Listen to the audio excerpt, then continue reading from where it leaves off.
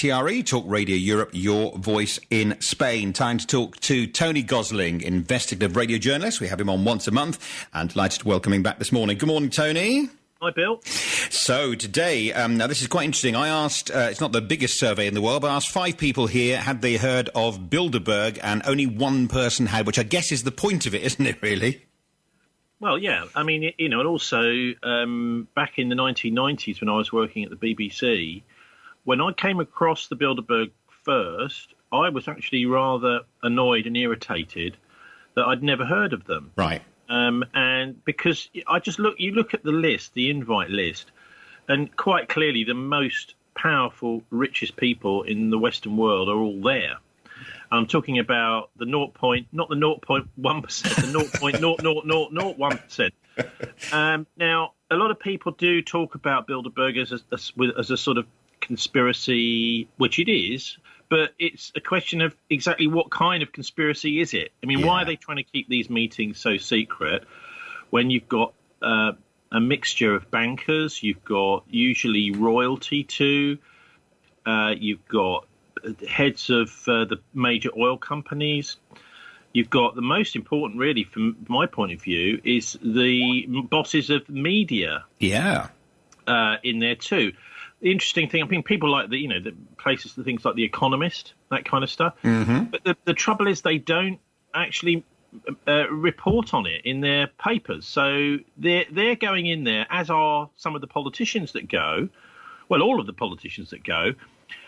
Swearing an oath of secrecy to their conference organisers, but not to us. Yeah. So they're really betraying us as they go in.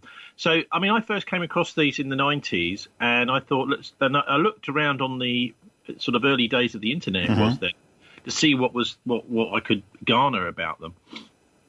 And there was quite a lot of rather nasty right-wing Jewish conspiracy theories, saying this is a part of a Jewish conspiracy, blah, blah. And I just thought, look, this is not doing justice to the story, really. So that's when I set out, and I got hold of the domain name Bilderberg.org. Right. And I thought, because they didn't have any information at all about themselves up on the internet at that stage. And I thought, well, I'll do a whole load of research on them, and that's what I did, and that's where we are today. And I've found out some fascinating things, I think, over the years about what the origins are, etc. Yeah, so it goes back, I believe, to May 1954, and it's called Bilderberg because it was at the Hotel de Bilderberg in the Netherlands. So what was the point initially? Why did they start this in the first place, Tony? Well, let's talk about a couple of the figures that were involved in beginning these meetings, because obviously to get the richest and most powerful people in Europe together is not the easiest task. They've got their own things to do. You know, they've got they've got their own agendas. So they had some pretty powerful people in order to get the first meetings going. One was someone probably people who'd never heard of, Joseph Ratzinger. Yep. He was described as what they call an eminence grise. That is to say, he had a lot of power, he was doing a lot of stuff, but he never liked any kind of publicity. During the war, he'd been working for MI6, British Foreign Intelligence, and he'd been the aide to General Sikorski, and he was the Polish leader in exile. Yeah, Sikorski was. So he was the kind of, obviously Poland was the main reason that the British entered the Second World War. Mm. So the Polish leader was quite an important figure, Sikorski. And Sikorski died in mysterious circumstances. One of the only times that Ratzinger hadn't been with him in a plane crash off Gibraltar. Wow. And I spoke to, and I've looked at some of the comments of the Polish resistance to Nazi occupation. Obviously, it was a pretty horrific occupation. We know all about the Warsaw Ghetto, this sort of thing. Warsaw was absolutely levelled by the Nazis, but still people managed to survive, a bit like Stalingrad, you know. Mm. And so that whole business with Joseph Ratzinger is not really known. But the thing is that the locals there, they'd actually even ordered him killed. They believed he was actually working against Poland's interests. So this is one of the guys that started the Bilderberg. The other is probably even worse, really, and he is Prince Bernhard of the Netherlands. Now, he was originally a German aristocrat who'd been an SS officer and one of the first members of the Nazi Party, the NSDAP, back in the 1930s late 1920s. Right. So this guy had then decided he was going to change sides in the 30s, and he went over to marry into the Dutch royal family. Now, this is why I think it's in Holland. It's because of this Bernhard Dutch connection. And the trouble with Bernhard was, and he was a major figure. And why in Oosterbeek, which is where the Bilderberg Hotel is, just near Arnhem in Holland, because Bernhard had been involved, along with our own Lord Carrington, in a battle in the Second World War, the Arnhem Battle, which is in the film A Bridge Too Far. Yeah. And in that area of Oosterbeek was one of the most bloody massacres of the top of the British soldiers in the Second World War. As you'll see in the battle, basically they get cut off and surrounded. These are paratroopers, lightly armed paratroopers, surrounded by tanks and flamethrowers and God knows what. And there was an absolute massacre there. They called it the Witch's Cauldron in the war. And this was the place where they decided to have the first Bilderberg meeting. Okay. So to me, it looks to me as if this is, there's a bit of an in-joke, So people who knew about it, it took me probably sort of 15 years or so to figure that out, to actually realise that there was these connections, because Bernhard had been involved in that battle. He'd been over in London, peering over the shoulder of Montgomery and Horrocks, who was involved in that battle, and planning it. And then he suddenly, he sent in a spy. This is one of the sort of mystery of Arnhem. The Arnhem battle unfolds, really. He sent in a spy a few days before the battle to liaise with the Dutch resistance. That spy went straight to the German Abwehr and gave them all the plans. So he was a German spy. He was a Nazi spy within the British camp in the Second World War. In fact, the Americans wouldn't have any dealings with him. So you've got these two characters starting these conferences back in the 1950s, and Bernhard chaired the conferences for 20 years. Now, I mean, I've spoken to a guy called Philip Droog, he's the chairman of the Dutch Freelance Journalists Association, a fascinating chap, and he's written a whole book about Bernhard. And he is not liked in Holland now. He's seen as somebody that really was treacherous, because the thing is, for the Dutch, the Battle of Arnhem was horrible because it led to what they called the Hunger Winter. At late 1944, there was horrific punishment of the Dutch, and people had no food after this battle. Lots of people rounded up, etc. And really, you're looking at it now, it looks to me as if that whole Arnhem problem, the horrific defeat of the Allied troops, was down to Bernhard, and it meant that the war. And I've spoken to some of the soldiers dead now that fought in that battle, and they said, "Oh well, if we'd have succeeded in that, getting over the Rhine, the war would have been over by Christmas." So Bernhard's actions extended the war by another 3 or 4 months, which allowed the Nazis time to get their wealth squirreled away around the world, and gave them the opportunity to create a kind of Fourth Reich, really, a financial empire. And that's the initial group. And, of course, their stated aim at the beginning, I guess, was all very lovely. It was to revive a spirit of transatlantic brotherhood based on political, economic and military cooperation. Well, that's a bit of spin, isn't it? Because what they really wanted to do was to control Europe. I mean, this is really what it's about, forming a United States of Europe. So, I mean, Kissinger said this in the 70s himself, that he wanted one person to phone. He didn't want to phone up 30 different embassies and 30 different governments in order to get things done in Europe. Look, I mean, the main reason for the Bilderberg, and it's just the NATO countries. They're not the secret rulers of the world. If anything, they could be called the secret rulers of the NATO countries. Right. And it's pretty much only the NATO countries that participate in it. It was really to stop the European countries going over to the left, that is communist, etc., like Italy was. I mean, Italy was communist for years, but it never got a communist government because there was a lot of activity to stop it going that way. I mean, when I say activity, I'm talking about actually fascist bomb attacks to blame on the left wing. This is something Operation Gladio. where things like banks were. There was the most famous is probably the Bologna railway station bombing, where nearly 100 people were killed. Now, that was done by fascists, but it was blamed on the Red Brigades. So the idea is, look, the Soviet Union is infiltrating the West, and we've got to stop them. Actually, it was our own NATO intelligence forces doing these bomb attacks on ordinary innocent people, and then trying to get it to blame them on the Russians. So that was the main point of Bilderberg, was to stop any kind of friendship between Russia and the Western, the European countries during the Cold War, and it succeeded pretty well. And so there are no minutes taking at these meetings. No report is written up after the meeting. So basically, we have no clue what goes on in there. But we do, right? Because you can just look at, one of the best ways to do it, it sounds silly, but you just look at what people are saying straight away after the Bilderberg conference. So what they do is it's all done under what's called Chatham House rules. Yeah. And that's another programme in itself if you wanted to talk about Chatham House. They're the Royal Institute for International Affairs in London, which was started by money from the will of Cecil Rhodes.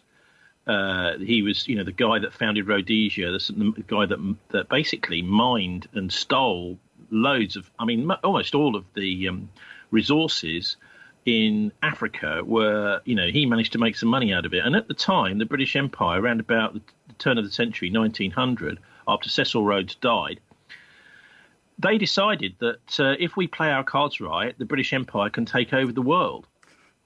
And Cecil Rhodes had decided that he wanted to form a secret society using the money from his will in order to try and do that behind the scenes. So that's where Chatham House came from. Right. The idea was, look, this will be a private think tank, and that we'll use this to manipulate affairs around the world. So that's what Chatham House is also called Royal Institute for International Affairs. Effectively, is probably better resource than the Foreign Office. So they do foreign policy strategy. And they are really in the driving seat when it comes to British foreign policy. These are the people we need to be looking at when it comes to things like the Iraq War, etc. They're the ones that were saying, oh, yeah, well, we're going to have to take out Saddam, blah, blah, blah. The Foreign Office is scratching their heads and saying, well, actually, this could be dangerous, blah, blah. It's a privatized version of the Foreign Office. So when you go to Bilderberg, they're using these Chatham House rules, which means that you can chit-chat as much as you want and quite freely, but you must never attribute anything to anybody. Right. So that you're never allowed to name anybody. So you can discuss what they're talking about, no problem at all. But you mustn't let anybody know where you heard it. You mustn't mention Bilderberg, and you mustn't mention Kissinger or anybody else and what they're saying. So the idea is that the things discussed at these meetings just sort of appear to happen. Right. So when they're planning something, whether it's a war, whether it's some kind of change to society, everyone will start talking about it more. I noticed this amazingly last year with them when they started talking about, they had somebody there to talk about plastic. And we've spent the whole of the last year hearing about how terrible plastic is and how we've got to do something about it. Now, that's a good thing. Yeah. But what they're not telling us about is things like the potential invasion or attack on Iran. That sort of stuff stays on the back burner. So, I think that the most important thing with Bilderberg, the most important take-home is these people they're kingmakers. That's the problem, is you get people going along to the Bilderberg, and then suddenly they pop up. You've never heard of them before, and they're running the country. Interesting. Like Emmanuel Macron. He's last year, as far as I remember, I think it was the first time he'd ever been to the Bilderberg conference. Within months, he's the French president. He's come out of nowhere. Because of the fact is, the politicians nowadays are backed by the bankers at Bilderberg. If some banker comes along and says, right, I'm going to fund your new political party, a whole load of marketing, TV appearances and PR, you can go from zero to hero in just a few months. Yeah.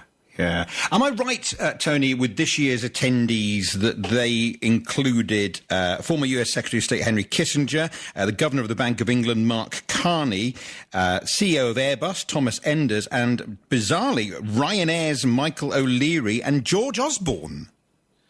Well, yes, you're absolutely right. All those were there. I mean, one I'd point to particularly is Enders, because the Bilderberg are very clever when they put their list out. I would say devious, really.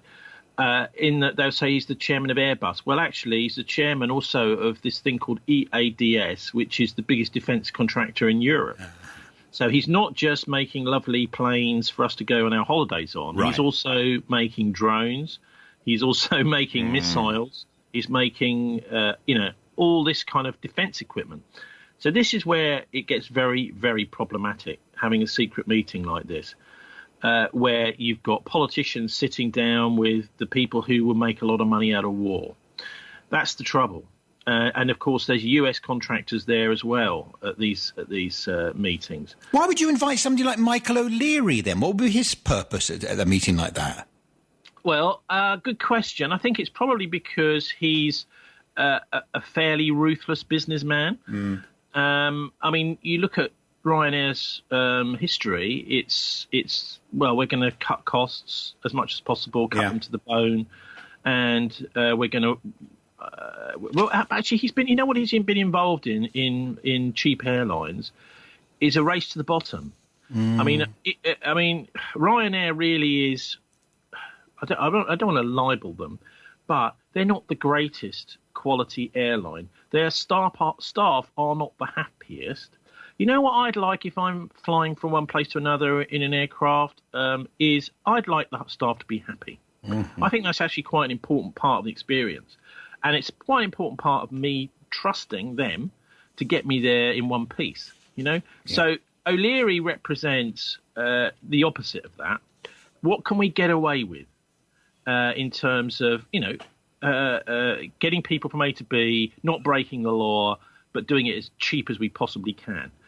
And I mean, we've seen what that led to with bad relationships between German wings and the pilot they had. They had some pilot who was complaining about the shifts he was doing were just fitting in with his life, and he decided to fly a plane into a cliff. He locked his co-pilot out of the cabin.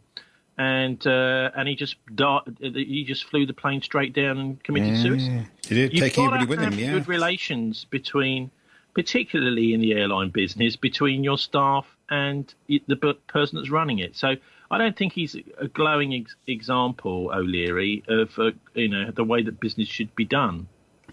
Looking at the conspiracy side of this briefly, and I know we can talk about this for hours, but there is a conspiracy side of this, and a lot of people are quite vocal about it. In particular, somebody who anybody who follows conspiracy theories will be very familiar with, the shock jock Alex Jones, who said, "We know you are ruthless, we know you are evil, we respect your dark power." What's he banging on about? Well, Jones is extremely problematic. He started off as this is years ago.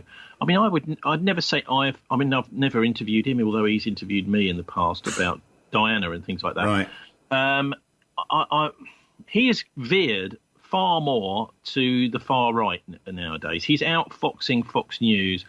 He started off, I suppose, in the 1990s with InfoWars. And when I first saw those sites, I thought, this is very well resourced. Alex Jones really is a kind of, I think, a doppelganger for a guy that was around until the September the 11th attacks and then was actually shot dead by the FBI, whose name is William Cooper. He did a radio show called The Hour of the Time. Right. And William Cooper, or Bill Cooper, was a former naval intelligence officer. He was working on for the admirals in the US Navy, on ships, and he was incredibly knowledgeable about the way that the world works in the military. And yes, he came up with some crackpot theories because he'd seen fake documents when he was in the military.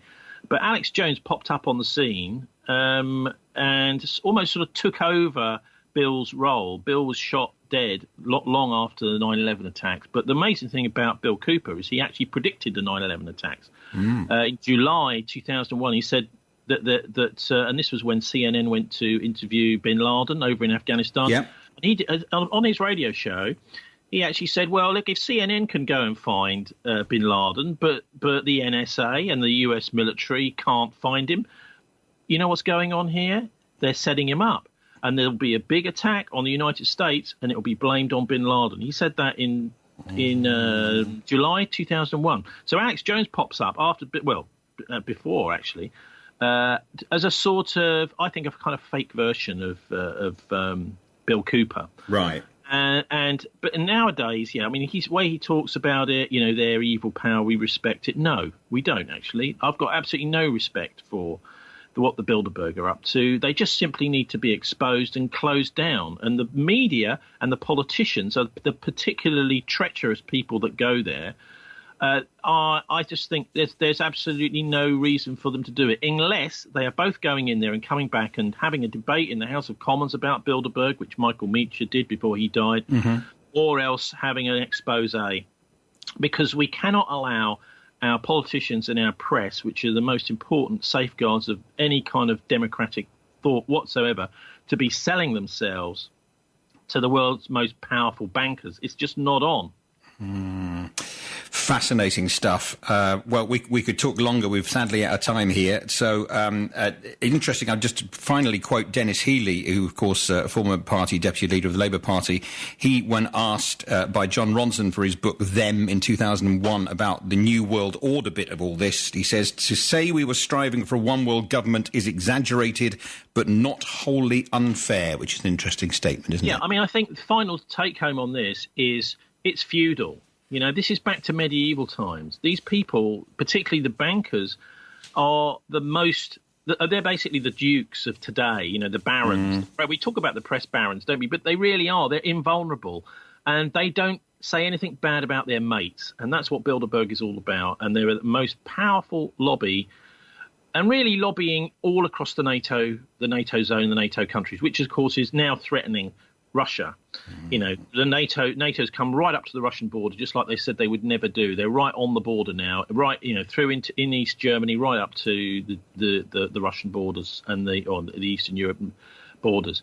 So that's why I think we need to be concerned about these people, is they represent totally undemocratic power in the West, and there's no real scrutiny of them at all. Tony, as always, you've explained it brilliantly. We thank you. We'll talk to you again in a few weeks' time. And if people just Google your name, they'll find all kinds of very interesting stuff that we're talking about, no doubt. Cheers, Phil.